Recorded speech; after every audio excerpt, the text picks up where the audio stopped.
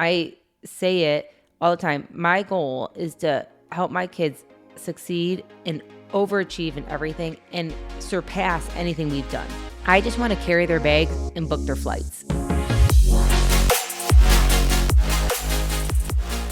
Hello, everyone. We are Greg and Jacquie Francis, and welcome to High Performance Parenting, where our passionate goal is to encourage you to raise champion children in a crazy world. Every week, we will bring you multiple episodes from our extensive experience of raising our six happy, healthy, successful, godly kids who are confidently equipped to win big in life. We deeply believe that any parent who is provided with the right knowledge and continual support can raise amazing kids. And when they do, all of our futures get better. If raising up future generations of absolute champions matters to you as much as it does to us, here's how you can contribute.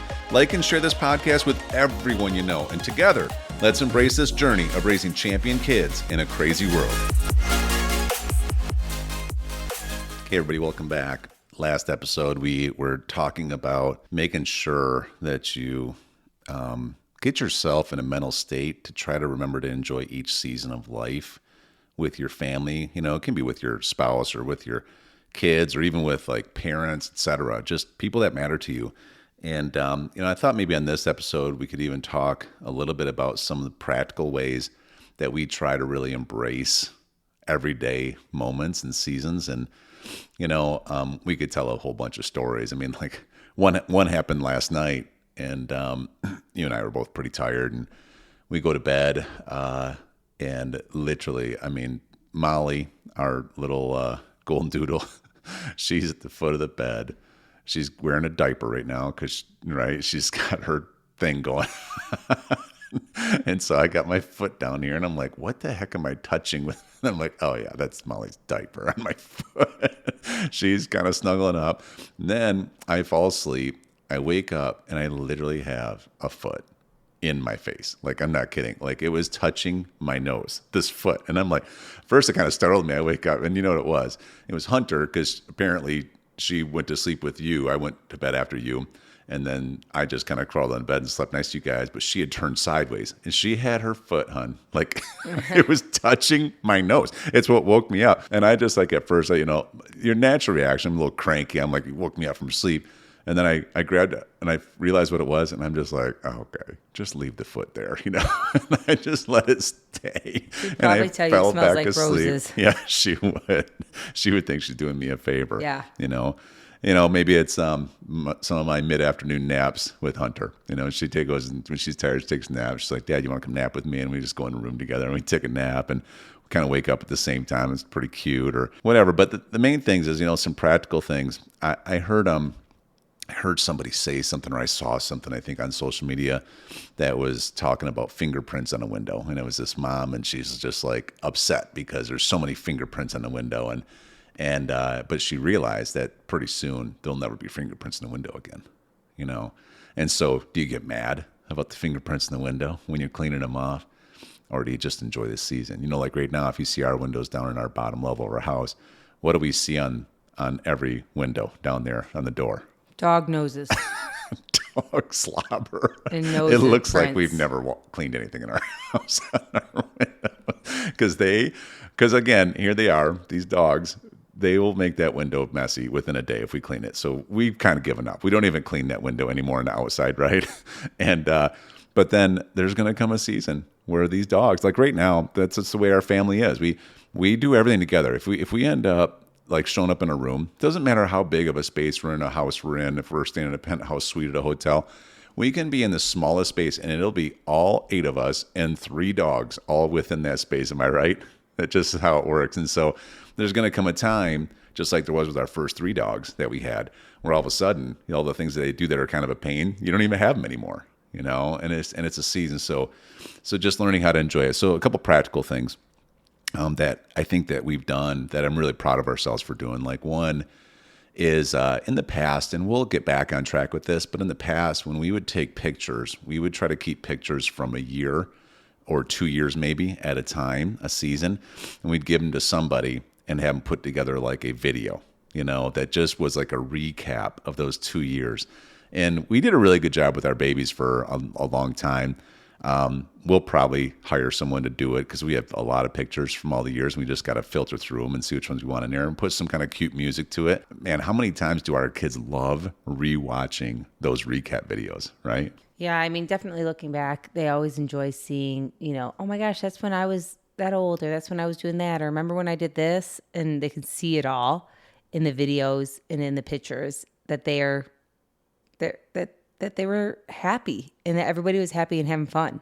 It's neat. Yeah, it is cool. So right now, in the world of technology we're in today, as the kids all have some kind of an account, like an email account or something, right? That when we we have a text thread that goes to their different accounts. Is that, am I saying it right? Because they don't all have phones. So it's like they have an account that goes to like an email or something if we text a picture. And all it is, it's a running thread of just memories, and the intention, at least I know for me on my part, why I really like always adding pictures on there, the best ones, is that when we decide to have Bella or somebody make a video recap, she just goes back to that text thread and she just goes through them all. And it's just really cool because we don't just experience the memory. We think to take the picture and then we think to send it through the text thread. And then sure enough, I don't know how many times I've walked in and there's a little downtime during the day and I'll see Abby or somebody in there and she'll be just scrolling that text thread and just with a big smile on her face. And she's just kind of happy. And it's just a way to reinforce the memories and reinforce the season, right? Yeah. And most of the pictures aren't like anything super professional. I mean, they're usually us in the mode of doing something. Like, that's the best part is, they're not like Instagram award-winning pictures that you would naturally put up there, but they're just us living life and capturing a moment that mattered at that time. Mm-hmm. And so that's the neat part of the whole journey with the picture idea of what we came up with, is just to capture the moment, even if sometimes, everybody's hair is not done, or, you're not sitting in the most, best place, or, the weather wasn't perfect to take that picture or whatever. Somebody even had a scowl on their face because they were being a pouty face. You know what I mean? We capture it all because that's real life. Yeah, no, we even have like, at least I have a running folder of funny stories. And usually around this time of the year, because, here we are almost in November. At the end of the year, we're always doing goal setting for the next year as a family. And we're also recapping what we did accomplish this year in all different categories. But a lot of times, too, we'll take some time to be like, okay, let's talk about what were some of the funniest things that happened this year? What were some of the funniest things that were said, et cetera? And we'll write them down because, it's so easy to forget these things. And then sometimes we'll actually review the previous years because we'll have forgotten a lot of this stuff. And it's really fun, but not just, I'm not just even writing it just in a notebook that might get lost. I'm putting it on a file in my computer that I'll be able to access forever. And just so we'd never lose this stuff, What else we got? More practical stuff. Yeah, I mean, definitely one of the things that we do on a regular basis, I would say, is that almost every week we talk about like somebody's ideas of what they loved most memory-wise that week. We discuss it. So everybody can be like, I forgot about that, or that's right. And we laugh and have fun. And it's arched in our memory banks as a special moment for somebody, So taking that time during our team meeting or maybe nightly prayer to say, okay, what was something this week that, you'd like everybody to remember type thing. And then having that chance for everybody to come. And I will tell you, everybody's ideas are so different. We laugh about some of the funniest things that some people like, and some memories happened when you and I weren't there and the kids were just together. And we're like, wait, what was that story? And we get to hear about those kind of things too. And it's just, again, sharing in the journey of it all. Another thing that we do that I feel like started a while ago is even in the moments that are not like the funny moments, learning to laugh through them. I say that because like sometimes, you're going to go through seasons where like maybe one of your kids is a little off track or something like that. And we've dealt with that for whatever reason. They weren't on track with things in their life, and they forgot who they were for a little bit. And so we've been in those seasons. They're not the easiest seasons. If you're in a season right now where maybe you're like, everything you're saying sounds great, but we're kind of going through a hard season actually right now. And we're in a valley and we're not on the mountain right now. What are some things that you guys have done to enjoy those seasons? And one I will tell you is we press in. we're like a family that presses in and helps, So if somebody's going through something in our family, we make sure that we're all on, like all hands are on deck, whatever that looks like. So if someone's going through a self-image thing, or if someone's going through something challenging with school, or somebody's going through something challenging with friends, or even their, standards or whatever, some of their behaviors are off track. Right. We're all there to help, assist, and encourage the whole time.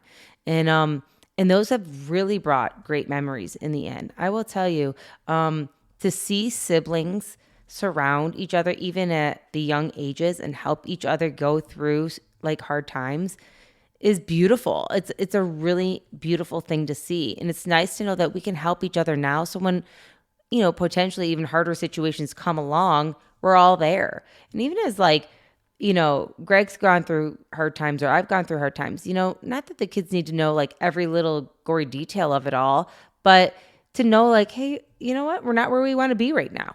We've gone through seasons with business that we haven't been where we wanted to be, or maybe our faith journey hasn't been where we wanted to be, or maybe our opportunity to grow in other areas of our life. It doesn't really matter. Maybe even some things feeling a little distant from a kid or something like that. I mean, we've had deep conversations sometimes where, one of us or both of us have felt disconnected from one of our children. And to see when we bring that out for us all to talk about, how welcoming it is for the kids to say, you know what, I too could help with this, or Mom, Dad, you're doing great at this, or I love that you do this. And oh my gosh, what a beautiful season those have been through the years also. Mm-hmm.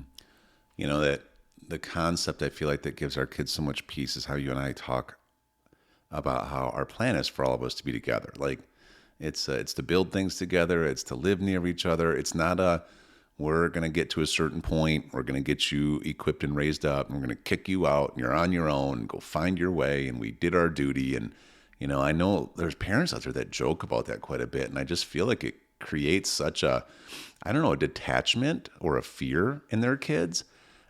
With our kids, we are just like, no, we want to do everything together. Everything we're building in business right now, we want you guys to have the chance to take it over or do something with it.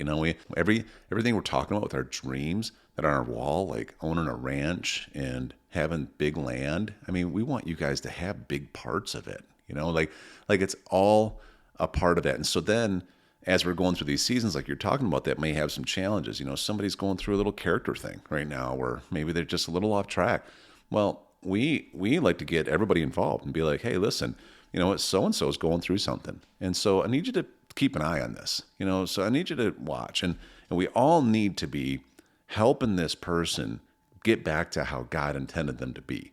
And then we explain to the person who's going through the challenge, like, you need to be thankful for this. This is called people in your life that love you enough to help you grow into who you're supposed to be, not someone who's going to allow you to operate in a level of dysfunction, and our kids they grab a hold of this, they embrace it. And then as the victory shows up, they were all part of the victory, and it's just such a cool atmosphere and cool environment, right? Well, and the best part is they do it all out of love. Like, if anything, we have taught our whole family the importance of course, there will be some need for maybe some disciplinary actions or some, harder aspects of growing and changing and developing. But there's also a huge component of love that's there and what that looks like and what their roles are. A lot of times, we explain to the kids specifically how they can help each other so that they can take it and really apply it. And there will be a real reward at the end versus everyone just kind of, throwing mud at the wall and just doing whatever they think kind of sort of might help, like we have a plan of action. And, sometimes, with having a large family, it can be harder to navigate all that stuff. But then sometimes it's also more fulfilling because there's so many people on deck willing to help. And so I just encourage you, if you're in one of those seasons of, oh gosh, we're in the best season we've been in a long time. We're enjoying it. Oh my, embrace every bit of it. Enjoy all of it. Take lots of pictures and laugh and enjoy and think through all the fun things going on. And then also if you're in a season that's more like a valley, slow down and know that, with time this shall pass. But dig in together because that too creates amazing memories in the season because people will forever be thankful in your family that you cared enough to help them through those seasons. And so I do agree that, one of the things for us is, allowing our kids to always know that we want them to succeed at the highest level. And our job is to help equip them for that, not to kick them to the curb when they're down or when they get to be a certain age. I say it all the time. My goal is to help my kids succeed and overachieve in everything and surpass anything we've done. I just want to carry their bags and book their flights for them because they are so amazing in so many ways. And the confidence and the kindness and the love they have is just beautiful. And I want to help encourage it, however that looks, because the goal isn't for us to always stay at the top of the mountain. The goal is for our kids to go to the next peak and their kids to go to the next peak and for each of us to succeed at a high level. Yeah. So in wrapping this up, so we just encourage everybody out there, have some tangible strategies, for being able to enjoy this season. One, keep your words right. Careful to not allow yourself to be wishing anything away or get mad about the season you're in, hoping it would get over with. Instead, be thankful and embrace it. Number two, maybe you do different things like keeping pictures and, organizing them and then putting together some kind of video with technology. It's so easy to do just to be able to have a year memory at a time that you can always go back and review. And maybe once a year you review some of them as a family, maybe around holidays or something. Folder of funny stories, having convos each week of things you enjoy the most. There's just a lot of little tangible things that aren't hard to put into your schedule that will go a long way. Hey everyone, thanks for listening and thanks for your love and support. We hope that today's episode added tremendous value to you and your family. It would mean so much to us if you would partner with us on our mission of helping parents around the globe raise champion children in this crazy world. To do so, simply take a moment to like and share this podcast with everyone in your network. And we have great news. You get more of us. You can expect new episodes every Monday, Wednesday, and Friday morning. So be sure to consistently tune in with us and enjoy our show. See you next time.